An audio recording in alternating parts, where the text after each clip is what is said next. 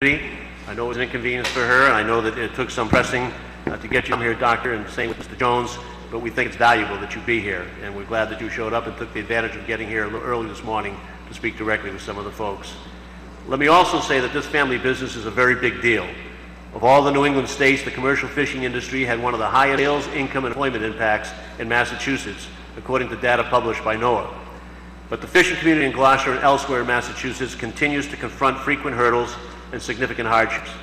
They have been increasingly burdened with complex and seemingly unrealistic regulations, limiting their access and restricting their days at sea. The Magnuson-Stevens Act should be amended to provide more flexibility, and we acknowledge Representative Frank Pallone's legislation, and many of us co-sponsor that, and we acknowledge leadership as well. On top of this, my colleagues and I have been hearing now from local fishermen about how they've been subjected to unfair treatment, cited for seemingly arbitrary violations, and charged exorbitant fines. That's why we asked the administrator to investigate, and that's why she asked the Inspector General for a report. The stories have been told for many years past. They were told in Washington at the rally, and they were told this morning, I'm sure, to the administrator. The Inspector General's report just confirmed this. It noted there are systemic nationwide issues with NOAA's law enforcement programs, practices, and personnel. Among other things, this report cited NOAA's Office of General Counsel for Enforcement and Litigation.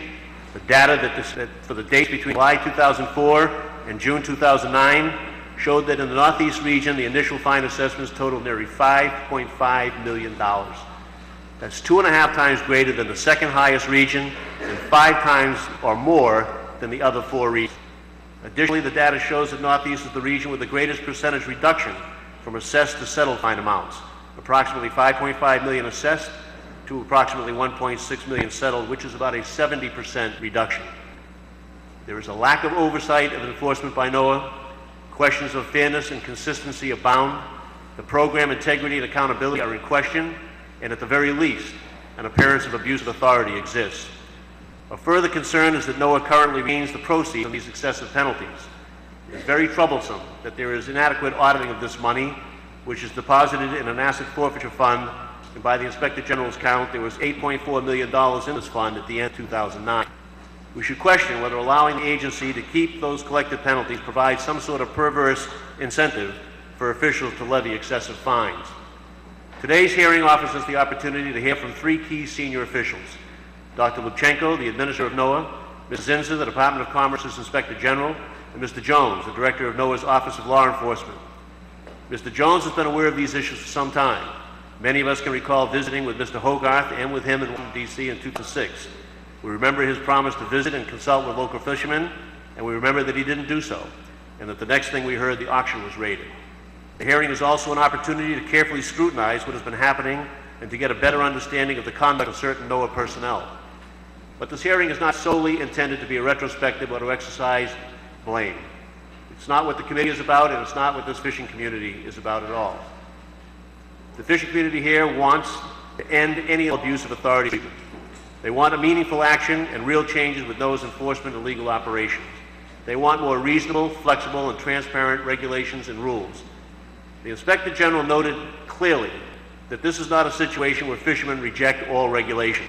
More than anyone, they understand the need to preserve and conserve. So as the Inspector General said, the numerous individuals with whom they spoke supported regulation and enforcement, provided it fair, equitable, and not onerous. That's why this hearing is an opportunity to learn about the immediate and long-term actions that Dr. Lubchenco proposed in response to the report. It's also an opportunity to hear from Mr. Zinser on whether such actions sufficiently address the problems identified in his report, and if not, what other reforms are necessary, as well as the Inspector General's report on what he will do for continuing scrutiny of past specific conduct of enforcement and reports on those particulars. From this hearing, my colleagues and I hope to learn what, if any, congressional action is warranted to ensure that our fishing community is treated fairly and with the respect it deserves. I'm looking forward to the testimony of the witnesses, and again, Mr. Chairman, I thank you very much for joining us in Gloucester and having this hearing. I yield back my time.